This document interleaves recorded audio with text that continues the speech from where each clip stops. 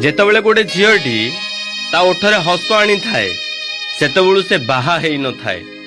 ବାହାଘର ପୂର୍ବର କଥା, ଯେତେବେଳେ ସେ ବାପ ଘରେ ଥାଏ ଖାଇବାକୁ ବସିବା ବେଳେ ଏଇଟା ଖାଇବିନି ସେଇଟା ଖାଇବିନି, ଏମିତିକି ତା ବାପା ଆଉ ତା ମା ପାଖରେ ଯାହା ବି ଅଳି ଅଝଟ କରେ ନା, ସେମାନେ ଖୁସି ଖୁସିରେ ଝିଅକୁ ଖୁଆଇ ଦେଇଥାନ୍ତି ଏବଂ ଯଦି ନ ଖାଏ ତାକୁ ଶୋଇବାକୁ କହିଥାନ୍ତି।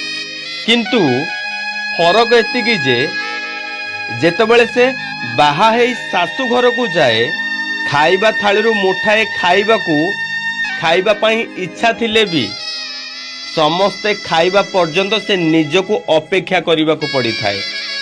ନିଜର ନାପସନ୍ଦ ଖାଦ୍ୟ ହେଲେ ବି ସେ ଖାଦ୍ୟକୁ ଖାଇବାକୁ ସେ ବାଧ୍ୟ ହେଇଥାଏ।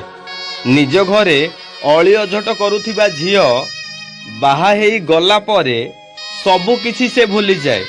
ସେ ଅନ୍ୟ କାହାର ରାଗରୁଷା ଗାଳି ସହିବା ପାଇଁ ନିଜକୁ ସମ୍ପୂର୍ଣ୍ଣ ଭାବରେ ପ୍ରସ୍ତୁତ କରିଥାଏ। ବାହାଘର ପୂର୍ବରୁ ନିଜ ଖୁସିରେ ଖୋଲା ଆକାଶରେ ଉଡ଼ି ବୁଲୁଥିବା ଝିଅ ବାହାଘର ପରେ ଶାଶୁଘର ଏରୁଣ୍ଡି ବନ୍ଧ ଡେଇଁବା ପାଇଁ ସମସ୍ତଙ୍କର ଅନୁମତିକୁ ଅପେକ୍ଷା କରିଥାଏ।